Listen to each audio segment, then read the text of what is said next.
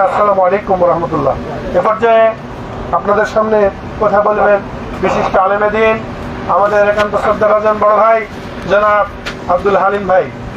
এখন আমি ভাইকে তার মূল্যবান কথা এবং শেষে দোয়া মোনাজাতের মাধ্যমে আজকের এই প্রোগ্রাম শেষ করার জন্য অনুরোধ করছি।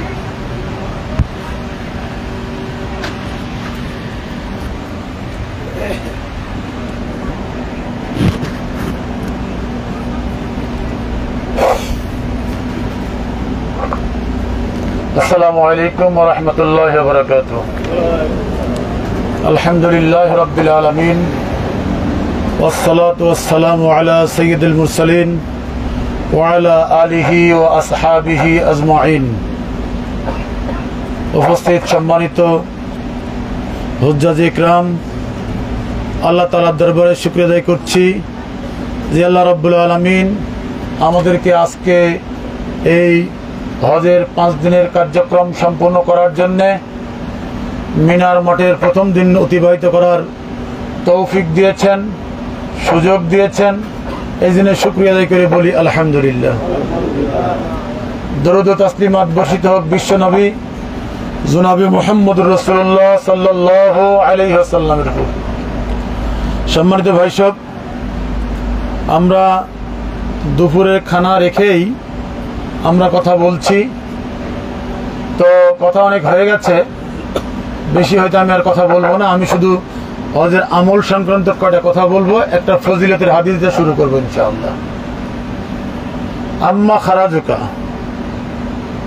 মান খারাজাল হজ ফামাতা কাতাবাল্লাহু আজরুল হজ ইলা ইয়াউমিল কিয়ামাহ ওয়া মান খারাজাল উমরা ফামাতা কাতাবাল্লাহু আজরুল উমরা ইলা ইয়াউমিল কিয়ামাহ। وعن صهيب رضي الله تعالى عنه قال قال رسول الله صلى الله عليه وسلم عجبا لأمر المؤمنين إن أمره كله له خير وليس ذلك إلا للمؤمنين إن أصابه ذره صبرا فكان خير له وإن أصابته سرا شكرا فكان خير له। সম্মানিত ভাই সব, আপনারা যে সফরে বের হয়েছেন, এই সফরের ফজিলত, এই সফরের ফজিলত হইল আল্লাহর নবী বলেন মান খারাজাল হজ, যে ব্যক্তি হজের জন্য বের হলো ফামাতা, এরপরে মারা গেল, হজের জন্য বের হলো এরপরে মারা গেল, কাতাবাল্লাহ, আল্লাহ তাআলা লিখে দেন এই বান্দার আমলনামায় আজরুল হজ ইলা ইয়াউমিল কিয়ামাহ, কিয়ামত পর্যন্ত যত হজ সংগঠিত হবে সমস্ত হজের সওয়াব তার আমলনামায় দিয়ে দেওয়া হবে। মান খারাজাল মুতামির, এরপর আল্লাহর নবী বলছেন যদি কেউ উমরার জন্য বেরিয়ে যায় ফামাতা, এরপরে সে মারা যায়, কাতাবাল্লাহু আজরুল উমরা, আল্লাহর নবী বলেন সেই ব্যক্তির আমলনামায় লিখে দেওয়া হয় ইলা ইয়াউমিল কিয়ামাহ, কিয়ামত পর্যন্ত যত উমরা সংগঠিত হবে সমস্ত উমরা হজের সওয়াব তার আমলনামায় লিখে দেওয়া হবে। একটা হজ করে যদি কেউ মারা যায়, হজের সফর থেকে বাড়ি ফিরলেন, ফিরে ধরেন সংসারের কাজে নিয়োজিত হননি, এমন অবস্থায় যদি মারা যান তাহলে আপনার জন্য জান্নাত ওয়াজিব, না কি বলেন আপনারা?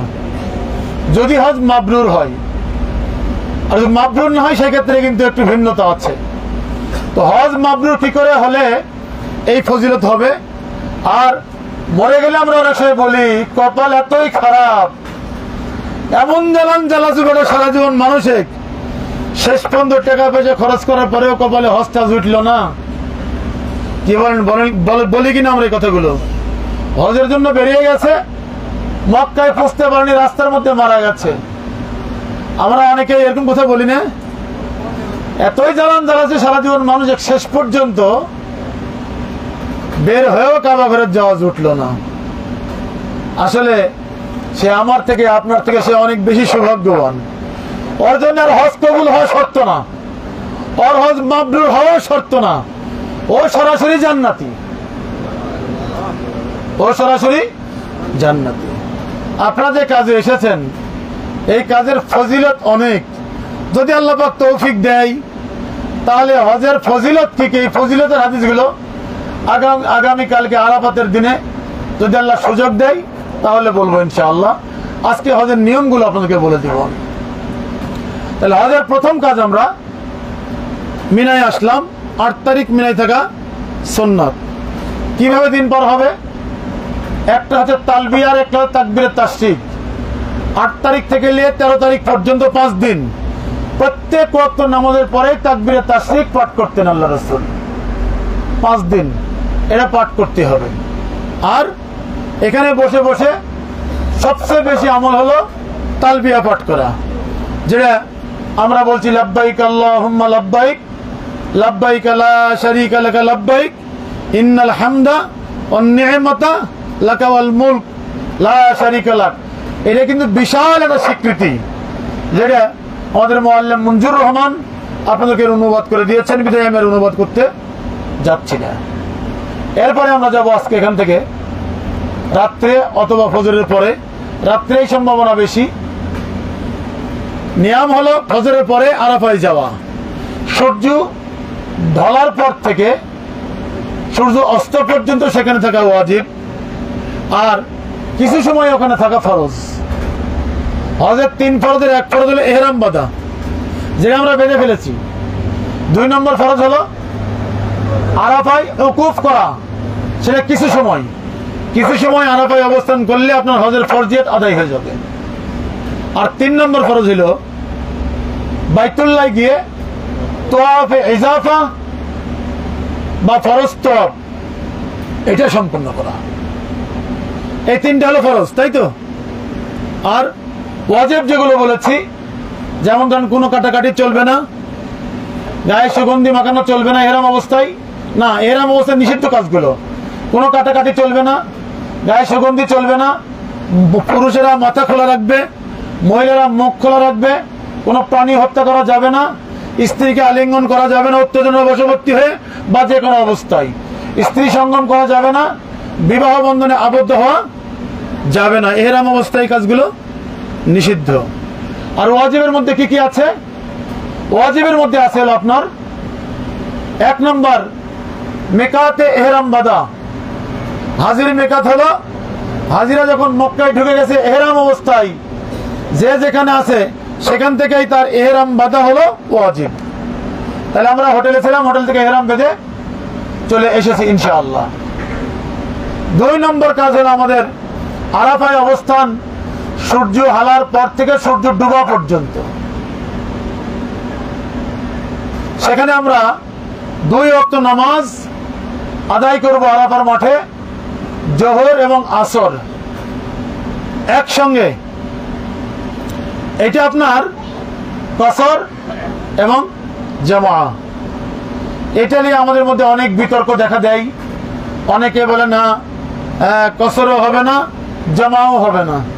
রাসূল বলছেন যে আপনার কসর মুসাফিরের জন্য, আমরা হজের সফরে আছি, আমরা মুসাফির না, এরকম কথা অনেকে বলেন এবং এর বিতর্কও সেখানে হয়। কিন্তু না, আমরা যখন হজের সফরে থাকবো, মুসাফির হই আর না হই, আমরা কসর করব। এটাই হচ্ছে রাসূলের বিধান।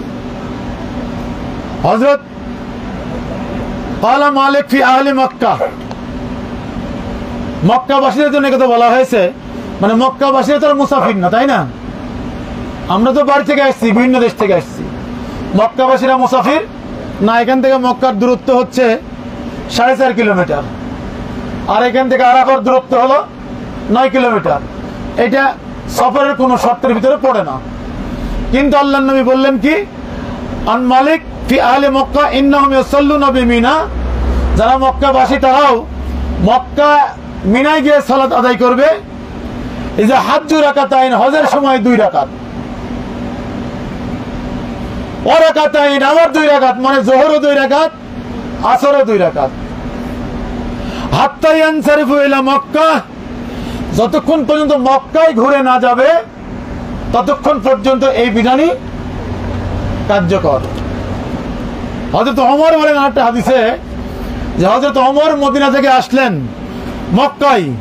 قال أخبرني عبد الله بن عمر عن أبيه قال صلى رسول الله صلى الله عليه وسلم بمنى ركعتين وأبو بكر وعمر ركعتين। বলে আবু বকরের সাথে ওমরের সাথে সবার সাথেই পড়েছি, রাসূলের সঙ্গে পড়েছি, তারা 2 রাকাত করে নামাজ মিনায় আদায় করেছেন। হিসেবেই আমি মিনায় নামাজ 2 রাকাত আর আরাফাতেও নামাজ 2 রাকাত। আরাফার ক্ষেত্রে বিধান হলো এখানে যেমন পড়ছেন জোহরের সময় জোহর আর আসরের সময় আসর, আরাফার বিধানটা এরকম না। আরাফার বিধানটা হচ্ছে আপনি 2টা একসাথে পড়বেন। এই জন্য এইখানে আর কোনো ইখতিলাফ করা যাবে না। মিনায় নিয়ে একটু ইখতিলাফ আছে। হযরত ওসমান তার খেলাফতের শেষ সময় এসে উনি 4 রাকাত পড়েছেন। এটা নিয়ে সাহাবীরা তখনই বিতর্ক করেছেন। আব্দুল্লাহ বিন ওমর মানেনি, মুয়াবিয়া মানেনি, আব্দুল্লাহ বিন জায়েদ মানেনি, এবং এক সময় পড়ে বললেন আমি 2 রাকাত পড়তে পারতাম এটা তো উত্তম, মকবুল যদি 2 রাকাত পড়তে পারতাম সেটা তো উত্তম। কিন্তু আরাফা নিয়ে কোনো বিতর্ক নাই। আরাফা নিয়ে একটি হাদিসও নাই আপনার যেখানে আল্লাহ রাসূল আসরের সময় আসর, জোহরের সময় জোহর আদায় করেছেন, এরকম নেই। তাহলে আমরা এবার আরাফার মাঠ ত্যাগ করলাম, মাগরিব পড়লাম না, সূর্য ডোবার পরে আরাফা ছাড়লাম। আমরা মাগরিব এবং এশা পড়বো মুজদালিফায়। মুজদালিফায় মাগরিব পড়বো 3 রাকাত আর এশা পড়বো 2 রাকাত। আল্লাহ রাসূল এটাই পড়েছেন। আজান কখনো আল্লাহু আকবার বলে এসে শুরু করবেন, তাতেও কোনো সমস্যা নাই, 2টার হাদিসই সহিহ। আমরা আজান নামাজে 2 ইকামত দিয়েই আমরা নামাজ বরাবর পড়ে আসছি, যেহেতু হাদিস 2টাই সহিহ আমরা 2 ইকামতই দিয়ে নামাজ পড়বো ইনশাআল্লাহ। ঠিক আছে, এবার মুজদালিফা ত্যাগ করবো কখন? আমরা মুজদালিফা ত্যাগ করবো, ওখানে ফজরের নামাজ পড়বো। ফজরের নামাজের পরে ওইখানে আপনার দোয়া করবেন, কাইমন ব্যক্তি ইয়াকিনের সাথে দোয়া করবেন, চোখের পানি ফেলবেন। আর সূর্য ওঠার আগে যা মুজদালিফার সীমানা আমাদেরকে ত্যাগ করতে হবে।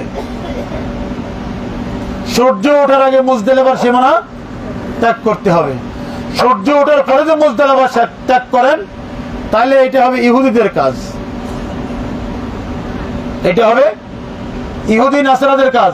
সূর্য ওঠার পরে মুজদালিফা ত্যাগ করা। আর মুমিনের কাজ হলো সূর্য ওঠার আগে মুজদালিফা ত্যাগ করা। এরপরে আমরা কি করব? আমরা এখান থেকে মুজদালিফা ত্যাগ করে জামারায় যাব। জামারায় গিয়ে আপনার পাথর নিক্ষেপ করব, প্রথম কাজ। এটা ওয়াজিব, মুজদালিফায় অবস্থানও ওয়াজিব। তাহলে আমরা পাথর নিক্ষেপ করব। এই পাথর নিক্ষেপ করা যেমন একদিকে ওয়াজিব, অপরদিকে ফজিলত কিন্তু অনেক। ইজা রামাইতাল জিমারা কানাত লাহু নূরান ইয়াউমাল কিয়ামা। আপনি পাথর নিক্ষেপ করবেন কয়টা? 49 আর না হলে 70, না কি বলেন? প্রথম দিন 7, বড় জামারাই 7, পরের দিন 3 জামারাই, ছোট বড় মধ্যম, ছোট মধ্যম বড়, বা বড় মধ্যম ছোট, না কি বলেন? 3 জামারাতেই। দ্বিতীয় দিন পাথর মারতে হবে, তৃতীয় দিন পাথর মারতে হবে। তৃতীয় দিন যদি আমরা সূর্য ত্যাগ করার আগে মিনা ত্যাগ করতে না পারি, তাহলে আমাদের সূর্য ডোবার আগে মিনা ত্যাগ করতে না পারি, তাহলে আমাদেরকে 13 তারিখে পাথর মেরে মিনা ত্যাগ করতে হবে। এটা 13 তারিখ মেরে যাওয়াই ভালো। কেন ভালো? আল্লাহর নবী বললেন ইজা রামাইতাল জিমারা, যখন তুমি পাথর নিক্ষেপ করবে জামারায়, কানাত লাহু নূরান, এটা আপনার জন্য নূর হয়ে যাবে ইলা ইয়াউমাল কিয়ামা, কিয়ামতের দিন। তাহলে পাথর ছড়া যত বেশি হবে, আলোক ফাটাও তত বেশি হবে, না কি বলেন? হ্যাঁ, ওই পাথরগুলো আপনার নূর হিসেবে পরিণত হবে কিয়ামতের দিন। আর এক হাদিসে বলা হয়েছে ওয়াম্মা রামিয়কাল জিমার, যখন তুমি জামারায় পাথর নিক্ষেপ করবে, ফাইন্নাহু মাসখুরুন লাকা, তখন তোমার এই সওয়াব তোমার জন্য জমা রেখে দেওয়া হবে। হজের ফজিলত হলো আল হাজ্জু মাবরুরুন লাইসা লাহু জাযাউন ইল্লাল জান্নাহ, এর জন্য তো আপনি জান্নাত পাবেনই। কেউ মেহমানকে দাওয়াত দিয়েছে, ভাত তরকারি দিলেই হয়ে যায়, মেহমান সন্তুষ্ট না, কি বলেন? যদি সাথে আরো বিভিন্ন রকমের তরকারি দেয়, মেহমান আরো বেশি খুশি হয় না? হ্যাঁ, তা আপনাদের জন্য আল্লাহ তাআলা কিয়ামতের দিন পাথর নিক্ষেপ করার কারণে এই পাথরের সওয়াব জান্নাতে যাওয়ার পরেও অতিরিক্ত সওয়াব হিসাবে আপনার আমলনামায় যোগ করে রেখে দিবেন। তাহলে পাথর যত বেশি মারা যায় ততই ভালো, না কি বলেন? হ্যাঁ, ততই বেশি ভালো। এরপরের কাজ কি? এরপরের কাজ হলো মাথা মুন্ডন করা, কোরবানি করা। এরপরের কাজ কোরবানি করা। কোরবানি করার সময় অবশ্যই যেন আপনার ছুরিটা অধারালো না হয়, অবশ্যই যেন ছুরি ধারালো হয়। কোরবানির জন্য এটা একটা মানে পূর্ব শর্ত, ছুরি ধারালো হতে হবে। কোরবানির ফজিলত আছে। এরপরে মাথা কামানো আপনার একটা ফজিলত, মাথা কামানো এটা ওয়াজিব, তাই না? মাথা কামানো একটা ওয়াজিব। আল্লাহর নবী বললেন কালা ওয়াল হামলিল মুহাল্লিকিন, যে ব্যক্তি মাথা কামালো তাকে আল্লাহ দয়া করুন, রহম করুন। সাহাবারা প্রশ্ন করলো ইয়া রাসূলুল্লাহ কালা ওয়াল মুকাসসিরিন, রাসূল বললেন কালা ওয়াল হামল মুহাল্লিকিন, কালা ওয়াল হামলিল মুহাল্লিকিন, যে ব্যক্তি মাথা কামালো আল্লাহ তাকে রহম করুন, দয়া করুন। সাহাবারা আবার জিজ্ঞেস করলো ইয়া রাসূলুল্লাহ কালা ওয়াল মুকাসসিরিন, যারা আপনার মাথা ছোট করলো, চুল ছোট করলো, তার জন্য কি? রাসূল আবার বললেন কালা ওয়াল হামলিল মুহাল্লিকিন, যারা মাথা কামাইলো তাদেরকে আল্লাহ রহম করুন, দয়া করুন। মুন্ডন কামানো মানে মুন্ডন করা আর কি। এরপরে সাহাবারা চতুর্থবার প্রশ্ন করলেন ইয়া রাসূলুল্লাহ কালা ওয়াল মুকাসসিরিন, রাসূল এইবার বলছেন কালা ওয়াল মুকাসসিরিন, মানে আল্লাহ তাদেরকেও দয়া করুন। কয়বার পর? তিনবার দোয়া করলেন যারা মাথা মুন্ডন করবেন তাদের জন্য। আর সর্বশেষ সাহাবারা বিরক্ত করতে একটা জিনিস দিব না আমি, বারবার স্যার দেন, স্যার দেন, স্যার। বিরক্ত হয়ে আমরা দিই না, নাকি দিই না? তো রাসূলকে তো, রাসূল তো দয়ার মানুষ, রাহমাতুল লিল আলামিন। বারবার যখন প্রশ্ন করছে রাসূলকে ইয়া রাসূল এর জন্য কিছু নাই, চতুর্থবার রাসূল বললেন হ্যাঁ যাও দিয়ে দিলাম। তাহলে আমরা এখানেও পেয়ে গেলাম মাথা মুন্ডন করবেন। অনেকের ডাক, অনেকের শখ, জীবনে চুল কামাইনি, আজকে চুল কামাবো না, এটা অহংকার। লা ফাকুন আলাই, আল্লাহ অহংকারীকে পছন্দ করেন না। আপনি হজে এসেছেন, মাটির মানুষ হয়ে গেছেন, বিনয় হয়ে গেছেন, কাতর হয়ে গেছেন, আল্লাহর কাছে কাঁদছেন, তওয়াফ যখন শুরু করেছেন অজর নয়ন চোখের পানি ফেলেছেন, দোয়া করেছেন। সম্মানিত ভাই সব, আজকে এখানে শুয়ে আছেন, এটা শখের কোনো জায়গা? কি বলেন, শখের জায়গা? আচ্ছা, এরপরে মাথা মুন্ডন হয়ে গেল, আপনারা হালাল হয়ে গেলেন। তারপরে আপনারা তওয়াফ করবেন। তওয়াফের ফজিলতের উপরে অনেকগুলো হাদিস বলা হয়েছে, যেটা সবচেয়ে গুরুত্বপূর্ণ ফজিলতের হাদিস। আল্লাহ নবী বললেন ফায়জা তুফতাবিল বাইত, যখন কোনো ব্যক্তি বাইতুল্লাহ তওয়াফ করবে, খারাস্তা জাম্মান, তওয়াফ করে যখন বেরিয়ে যাবে তখন সে গুনাহ থেকে এমন হয়ে বেরিয়ে যাবে রাজাকা ইয়াউমিন ওয়ালাদাতকা উম্মুকা, মায়ের পেট থেকে সন্তান প্রসব হলে যেমন নিষ্পাপ গুনাহমুক্ত অবস্থায় বের হয়, আল্লাহ নবী বললেন ঠিক এইভাবেই যে ব্যক্তি বাইতুল্লাহ তওয়াফ করে বেরিয়ে যাবে সেই ব্যক্তি পাপ থেকে, অপরাধ থেকে, তার গুনাহ থেকে এইভাবে বেরিয়ে যাবে। আর একটা বললেন মান তাফা উযবুন, যে ব্যক্তি 7 পাক ভালো মতো দিল, ওয়াসাল্লা রাকাতাইন, এবং 2 রাকাত সালাত আদায় করলো, কাইদলিন রাকবা, আল্লাহ নবী বললেন সেই ব্যক্তি একটি কৃতদাস মুক্ত করার সওয়াব তার আমলনামায় লিখে দেওয়া হয়। আরেকটি হাদিসে বলা হয়েছে যত পাক দিবে, যত ধাপ দিবে, প্রত্যেকটি ধাপে তার গুনাহ মাফ করা হবে, আর প্রত্যেকটি ধাপের জন্য তার আমলনামায় একটি করে সব লিখে দেওয়া হবে। পরে আল্লাহ রাসূল বলছেন এটাকে 10 গুণ বৃদ্ধি করে দেওয়া হবে। সুতরাং আমরা তওয়াফ করার সময় মোবাইলে আপনার এই লাইভ করা এটা আমরা না করার চেষ্টা করব ইনশাআল্লাহ।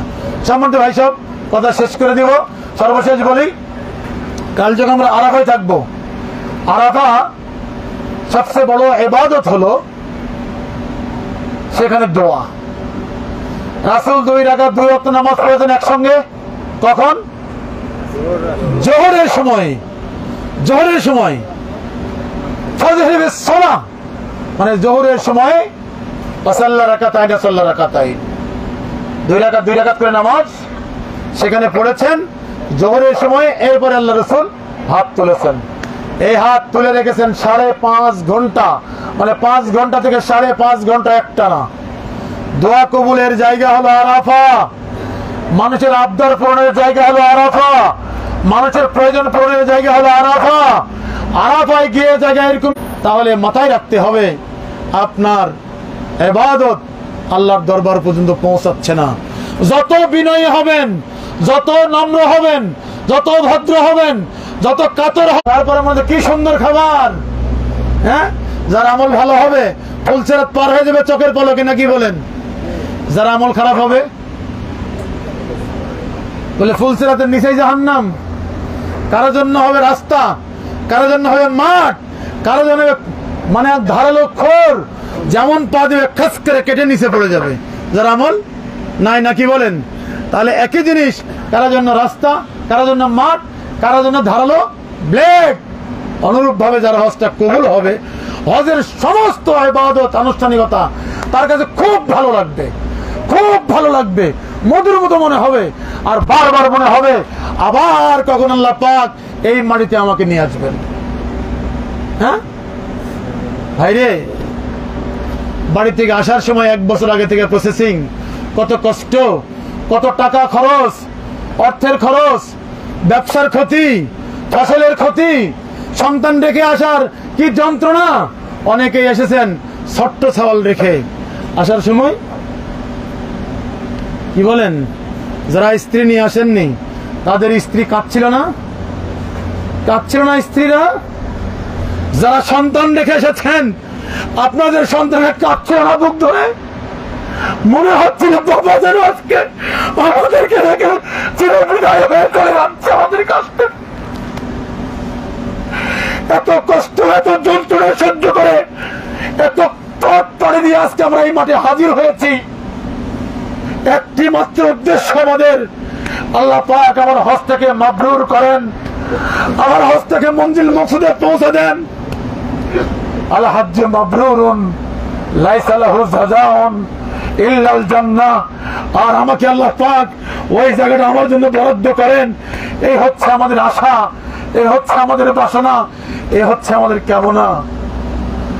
ভাই সব আজকে যে মাটিতে বসে আপনারা এই আলোচনা শুনছেন, আল্লাহ এই মাটি যখন নবী রাসূলেরা এই মাঠে এসে হজ করেছেন তখন কি এই মাটি এরকম ছিল? কি বলেন ছিল? এরকম রাস্তা ছিল? এরকম গাড়ি ঘোড়া ছিল? এরকম চিকিৎসার ব্যবস্থা ছিল? আজ থেকে 12 বছর আগে যখন এই মাঠে আসলাম, আমাদের একজন মুআল্লিম ছিলেন, উনি মুফতি ডক্টর খলিলুর রহমান, উনি একটা কথা বললেন সেই দিন, তার আলোচনা হুবহু আমার মনে আছে যে তখন থেকে 26 বছর আগে, 2012 সালের বক্তব্য এটা, তখন থেকে 26 বছর আগে এই মাঠে এসেছিলেন অধ্যাপক মুজিবুর রহমান, রাজশাহী বিশ্ববিদ্যালয়ের উনি টিচার ছিলেন, যিনি তাফসির ইবনে কাসিরের অনুবাদক। বললেন যখন হেঁটে হেঁটে আসলেন, গাড়ির ব্যবস্থা নেই, তাবু নেই, সমান মাঠ নেই, এই মাঠে হতো শুধু পাথর, ছোট ছোট পাথর পড়ে থাকতো, আর এই পাথরের ফাঁকে ফাঁকে কাঁটাওয়ালা গাছ জন্মিত, ব্যাপক কাঁটাওয়ালা গাছ জন্মিত। হাজিরা যখন আসতো তখন হয়তো একটা ছাতা টাঙিয়ে ওই কাঁটার গাছগুলো একটা হাত দিয়ে তুলে তুলে তুলে তুলে ওইখানে বসে থেকে তারা এই 5টা দিন কাটিয়েছেন। প্রফেসর মুজিবুর রহমান সাহেব, তার স্ত্রী বলছে যে আমার একটু টয়লেটে যাওয়া দরকার। আজকে আপনার টয়লেটের লাইন দেখছেন, অনেক বড় লাইন মনে হচ্ছে, বাইরে শত শত টয়লেট, সেই দিন যখন বললেন শোনো আমার টয়লেটে যাওয়া দরকার, প্রফেসর সাহেব মুফতি খলিলকে বলছে খলিল আশেপাশে টয়লেট কোথায়? উনি বললেন স্যার এখান থেকে 3 মাইল দূরে টয়লেট। যেই মাত্র বলেছেন 3 মাইল দূরে টয়লেট, সঙ্গে সঙ্গেই উনি তার কাপড় ভরে পায়খানা করে ফেলেছেন। 1400 বছর আগে নাইবা গেলাম, আজ থেকে 36 বছর আগের, 37-38 বছর আগের ইতিহাস এইটা। আপনারা কত আরামে আছেন। কষ্ট যত হবে, পরীক্ষা যত হবে, সর্ব অবস্থায় যদি আপনি বলতে পারেন আল্লাহ তুমি যে পরীক্ষায় ফেলো আমাকে খালি উত্তীর্ণ হওয়ার তৌফিক দাও। ইন্নাল ইজামে জাযাউন মাল ইজামে বালাউন ওয়া ইন্নাল্লাহ তাআলা ইযা হাব্বা কওমান ইবতালাহুম ফামান রাজিয়া ফালাহুর রিজা ওয়া মান সাখিতা ফালাহুস সাকাতা। আল্লাহ নবী বললেন পরীক্ষা যত বড় হবে, মুসিবত যত বড় হবে, তার যাজাও তত বড় হবে যদি আপনি এই অবস্থায় ধৈর্য ধারণ করে থাকতে পারেন। আল্লাহ নবী বলেন আল্লাহ পাক তার উপর রাজি খুশি হয়ে যাবেন। সুতরাং সম্মানিত ভাইরা, আর কথা বলাতে চাচ্ছি না, আজকের মতো আলোচনা আমরা এখানে শেষ করতে চাচ্ছি। একটা বিষয় আমার কাছে বলা হয়েছে যে একটু টয়লেট ব্যবহারের বিষয়টা বলে দিবেন। টয়লেট ব্যবহার করার ক্ষেত্রে বলে দিই, আপনারা টয়লেটে এখানে হ্যান্ড শাওয়ার আছে, হ্যান্ড শাওয়ার সাইডে লাগানো আছে বা পিছনে লাগানো আছে। আপনার টয়লেটে গেলে হ্যান্ড শাওয়ার ব্যবহার করবেন। বাঙালিরা বোঝে না বলে আর আবার বদনার ব্যবস্থাও এখানে করে রেখেছে, ওই বদনাতেও হ্যান্ড শাওয়ার দিয়ে পানি দিতে হবে। আপনারা অনেকে বাথরুম নষ্ট করে আসতেছেন, প্যানে পায়খানা রেখে চলে আসতেছেন, আবার টিস্যু পেপার অনেকে প্যানের উপরে ফেলে আসতেছেন। আপনারা এগুলো উপরে ফেলবেন না, দয়া করে আপনারা টিস্যু পেপার আর হচ্ছে আপনার এই প্যানের ফুটার ভিতরে ফেলবেন। আর যখন বাড়াবেন তখন হ্যান্ড শাওয়ারে পানি দিয়ে আপনার বাথরুম পরিষ্কার করে আসবেন। আপনি যদি অপরিষ্কার করে আসেন, ওইখানে পরে কেউ আরেকজন যেতে লাগলে এটা তার জন্য কষ্টকর হয়ে যায় যাওয়া আর কি, এটা নোংরা মনে হয়। যেহেতু এহরাম অবস্থায় সবাই আছেন, পরিষ্কার করে আসলে অন্যের এহরামটা অপবিত্র হওয়ার সম্ভাবনা থাকবে না। সম্মানিত ভাই সব, আমরা এখন দোয়া করবো ইনশাআল্লাহ। সবাই পড়ে আস্তাগফিরুল্লাহ রাব্বি মিন কুল্লি জামবিন ওয়া তুবু ইলাইহি লা হাওলা ওয়ালা কুওয়াতা ইল্লা বিল্লাহিল আলিয়্যিল আযীম। আস্তাগফিরুল্লাহ আস্তাগফিরুল্লাহ আস্তাগফিরুল্লাহ রাব্বি মিন কুল্লি জামবিন ওয়া তুবু ইলাইহি লা হাওলা ওয়ালা কুওয়াতা ইল্লা বিল্লাহিল আলিয়্যিল আযীম। আল্লাহুম্মা আমিন। আলহামদুলিল্লাহি রাব্বিল আলামিন والصلاة والسلام على سيد المرسلين وعلى آله وأصحابه أجمعين. ربنا ظلمنا أنفسنا وإن لم تغفر لنا وترحمنا لنكونن من الخاسرين. ربنا لا تؤاخذنا إن نسينا أو أخطأنا ربنا ولا تحمل علينا إصرا كما حملته على الذين من قبلنا ربنا ولا تحملنا ما لا طاقة لنا به واعف عنا واغفر لنا وارحمنا أنت مولانا فانصرنا على القوم الكافرين. رب اجعلني مقيم الصلاة ومن ذريتي ربنا تقبل دعاء رب ارحمهما كما ربياني الصغيرا رب ارحمهما كما ربياني الصغيرا رب ارحمهما كما ربياني الصغيرا. ربنا هب لنا من أزواجنا وذريتنا وقرة أعين واجعلنا للمتقين إماما. ربنا هب لنا من أزواجنا وذريتنا وقرة أعين واجعلنا للمتقين إماما وارزقهم حياة طيبة وتامة وصحة وعلما نافعا وعملا صالحا خلقا حسنا ورزقا طيبا وسعا. اللهم إني أسألك حبك وحب رسولك وحب الجهاد في سبيلك وحبك ما يحب والعمل الذي يبلغني حبك.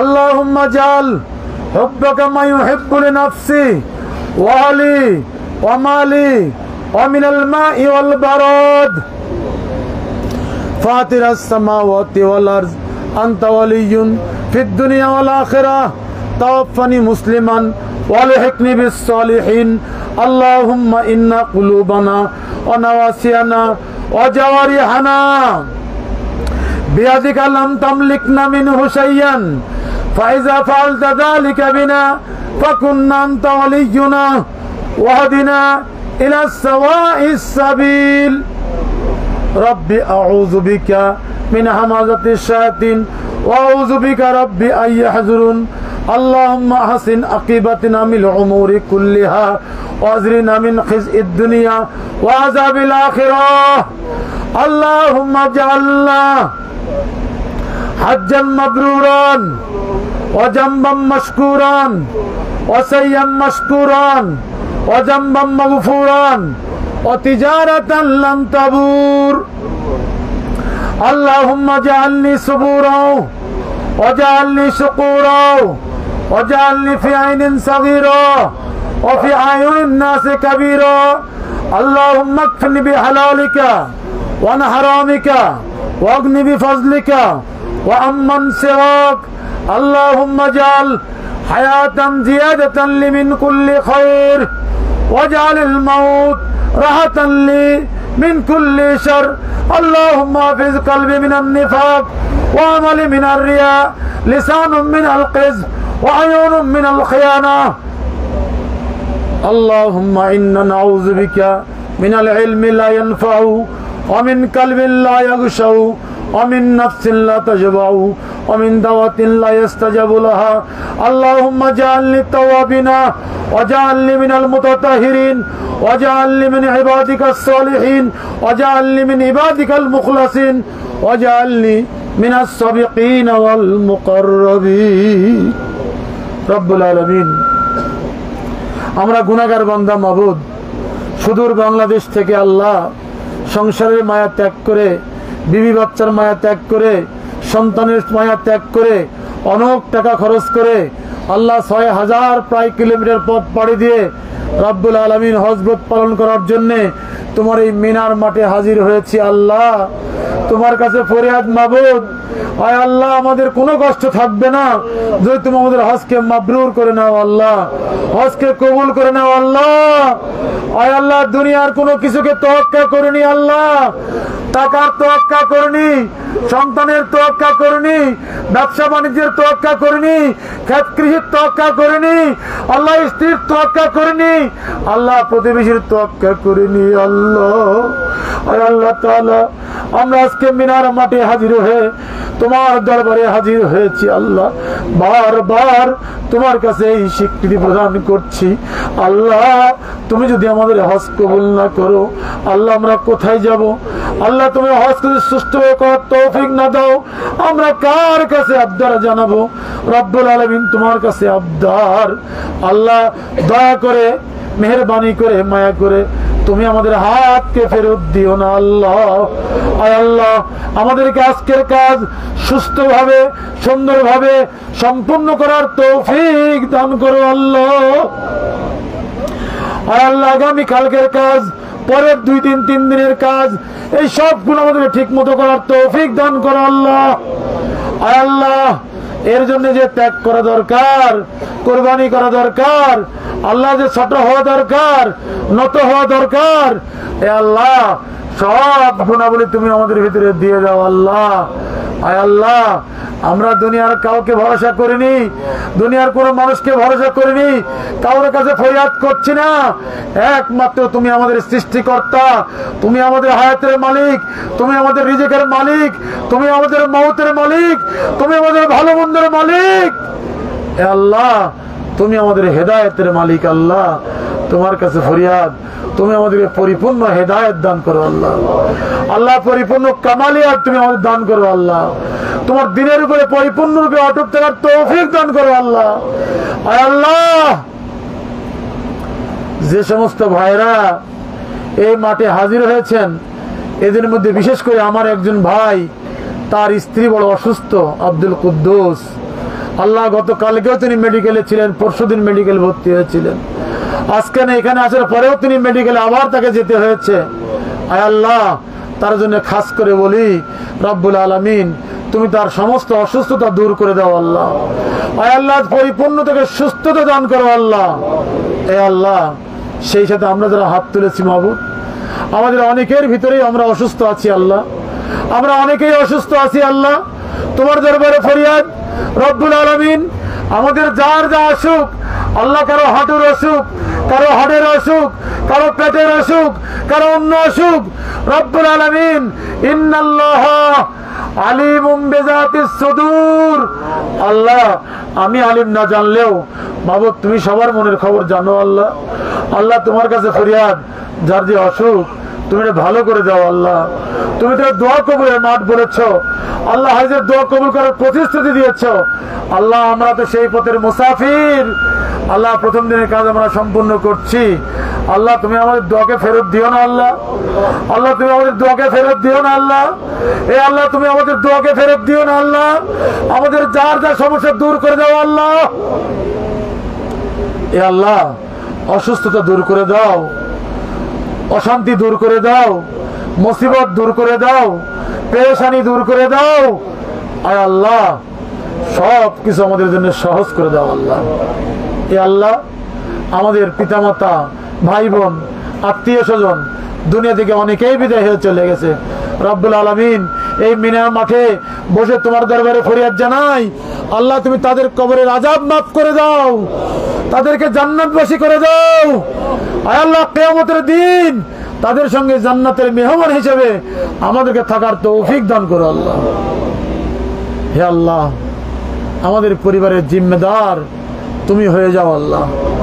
আয় আল্লাহ, আমাদের ক্ষেত কৃষির জিম্মেদার তুমি হয়ে যাও আল্লাহ। আমাদের ব্যবসা বাণিজ্যের জিম্মেদার তুমি হয়ে যাও আল্লাহ।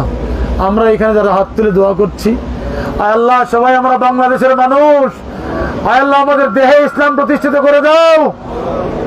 এ আল্লাহ, বাংলাদেশের 56,000 বর্গ মাইলের এই জমিনে তুমি ইসলামী হুকুমত প্রতিষ্ঠিত করে দাও আল্লাহ। আল্লাহ, যারা ইসলামী হুকুমত কায়েম করতে চায়, ইসলামী সমাজ ব্যবস্থা কায়েম করতে চায়, কোরআনের সমাজ যারা কায়েম করতে চায়, আয় আল্লাহ, তুমি তাদের হাতে রাষ্ট্র ব্যবস্থা দিয়ে দাও আল্লাহ। কোরআনের বরকত আমাদেরকে দেখার তৌফিক দান করো আল্লাহ। কোরআনের মর্যাদা আমাদের দেখার তৌফিক দান করো আল্লাহ। কোরআনের শান্তি আমাদের ভোগ করার তৌফিক দান করো আল্লাহ। কোরআনের অমীয় ঔষধ আমাদেরকে পান করার তৌফিক দান করো আল্লাহ। আয় আল্লাহ, দুনিয়ার এই জমিনকে তুমি জান্নাতি জমিন বানিয়ে দাও, এটা আমাদের ভোগ করার তৌফিক দান করো আল্লাহ। এ আল্লাহ, তুমি আমাদের ভিতরে ভ্রাতৃত্ব প্রতিষ্ঠিত করে দাও, আমাদের ভিতরে ভালোবাসা প্রতিষ্ঠিত করে দাও, আমাদেরকে একে অপরের প্রতি মহব্বত তৈরি করে দাও, একে অন্যের জন্য স্যাক্রিফাইস করার তৌফিক দাও, মানসিক অবস্থা তৈরি করে দাও। সর্বদা এই সকল অবস্থায় আমরা যেন বিপদে ধৈর্য ধারণ করতে পারি, এ আল্লাহ তুমি সেই তৌফিক আমাদেরকে দান করো আল্লাহ। রব্বানা তাকাব্বাল মিন্না ইন্নাকা আনতাস সামিউল আলিম ওয়া তুব আলাইনা ইন্নাকা আনতাত তাওয়াবুর রহিম। সুবহানা রাব্বিকা রাব্বিল ইজ্জাতি আম্মা ইয়াসিফুন ওয়া সালামুন আলাল মুরসালিন ওয়ালহামদুলিল্লাহি রাব্বিল আলামিন। ওয়াজআল আখিরা কালিমাতিনা ইনদাল মাউত লা ইলাহা ইল্লাল্লাহু মুহাম্মাদুর রাসূলুল্লাহ সাল্লাল্লাহু আলাইহি ওয়াসাল্লাম। আসসালামু আলাইকুম ওয়া রাহমাতুল্লাহি ওয়া বারাকাতুহু।